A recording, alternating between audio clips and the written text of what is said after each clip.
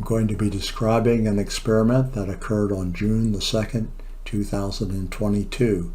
This situation is slightly unusual in that I was suffering from symptoms of COVID, a return of my COVID, and I had a little bit of a coughing problem. I took some cough medicine and it gave me kind of a funny sensation. And also I had just come back from a hike, a 4-day hike on the Appalachian Trail. So the weather was relatively warm, varying between 82 and 85 degrees. So the heating system of the house would not be activated, but the air conditioner could have been activated. The skeptical argument would be that we shouldn't expect a lot of pinwheel activity because we hadn't had that much in the past, and the believers would argue that it should be more than average. So let's look what that average might be. Here we have a relatively low number of activations each day before the session. It averaged 2.33 times per day, very, very low. The day of our meeting, there'd just been one activation early in the morning, and the time of our meeting, 7 to 10 time period, there had not been a single activation all week. So we should have low expectation of a lot of activity, assuming that there's a correlation between the previous week and the day of the meeting. And in other studies, we found that correlation is not really very high, at 0.3 or something like that. So 7:05, I set up the camera, and you can see my image in the mirror. Pinwheels are there's some very, very slight movement of the aluminum pinwheel, and then it stops after the setup occurs. I had to return back into the meditation room and I checked the camera audio system, and the pinwheels remain still. There's a slight movement that we see. Pinwheels remain still, but they were still afterwards. And I did a check of the Zoom system, a Zoom recording, and the pinwheels were still during that session. So the system activated at 7:25, and I was watching it at that time, and it did one of the strongest turns, full turn clockwise. You'll hear me talking to the pinwheel.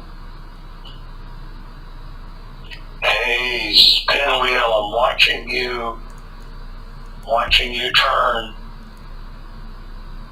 Yeah, I say that because in the past sometimes that seems to stop it from turning. So we'll see what happens. So the formal session begins. I expect people to arrive at 7:30, and David arrives, or before David arrives, the pinwheel starts turning. It's unusual, it starts turning clockwise. The bell will announce his arrival. Am I admitting him into the room?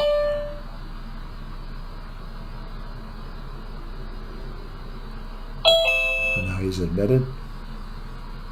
Hey, David. Can you hear me okay? Yeah.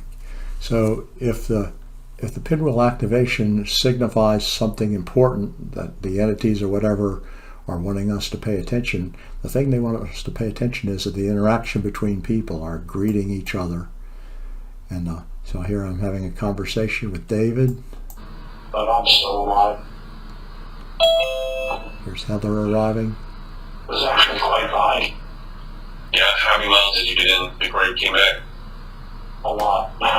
Probably around 60 or so. Wow. 50 or something. Yeah, it's intense. As dogs for. Here's Heather. Has arrived, and we're having a conversation. Did I just write something about my impressions there? And I've really spent some quality time. That's interesting. I really spent some quality time reflecting on impressions. So it might have been activated by what she was saying. She was talking about her experience in Germany, and then Melanie's arriving, so the pinwheel's activated by her arrival perhaps. And then David, they were talking about remote viewing experiments. David's talking about how the precognition of a future event, sometimes that often may not pertain to the actual target in the remote viewing experiment, but to an actual perception that the viewer had. Yesterday, so I should remember it, but I think he's here. Okay. But yeah, that what David described was really bad. That's very, very strong mental, like a kind of mental magnet for that. I really want to know. I mean, David said that. So we're dealing with people. David has a lot of experience with remote viewing and also with psychokinesis, with pinwheels and research in that area. And Heather has a lot of experience also with remote viewing, and has just taken a course at the Ron Institute about precognition. Here's Melanie. She often tells stories about her experiences, and this is a story about being stalked and interacting with the police. I was still away from where my mother's house was, or my house, because I was living there at that time. And I just heard a few words, there's no words, and police investigation 3. And later on in the story, she has a visionary experience at her audio hearing her mother's voice telling to check a book that this perpetrator, the guy stalking her, his fingerprints are in the book, and this was important evidence for the police to help this case get resolved. And right. I mean, one of the things I'm doing in Boulder, and right now in Colorado, I'm here, is I'm interviewing the daughter of one of my single case studies that I'm working on, and if it all comes together, like I'm feeling. So Heather's not just a paranormal practitioner, a psychic practitioner, but she's also kind of a researcher and has experience working with researchers in Germany. So that puts kind of like double hats. So there's 7 activations during our session. There are no further activations at the end of the session. The next activation was Friday morning, and not a very strong one. Just an eighth of a turn in 9 seconds that shuts off, and there's been very, very few activations afterwards. So we're during a period where a low level of activity. So I was trying to capture the essence of making videos of non-activity of the pinwheel, because it seemed to me like the atmosphere differed than when we set the record.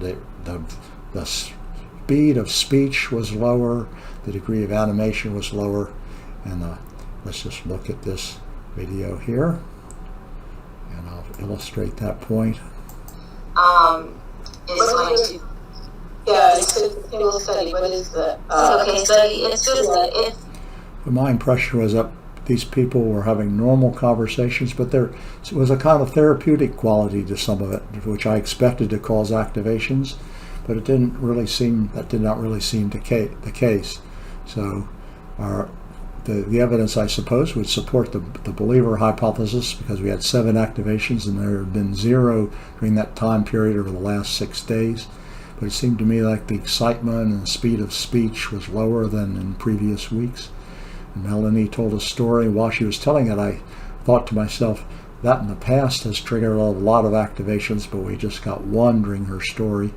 And there's some therapeutic conversations, but that didn't seem to result in this large number of activations. So it could be an important factor that my health wasn't really all that good. I felt like I needed to cough a lot, but that was what happened, and it's an interesting session. No matter what the results, you can learn from these types of experiments.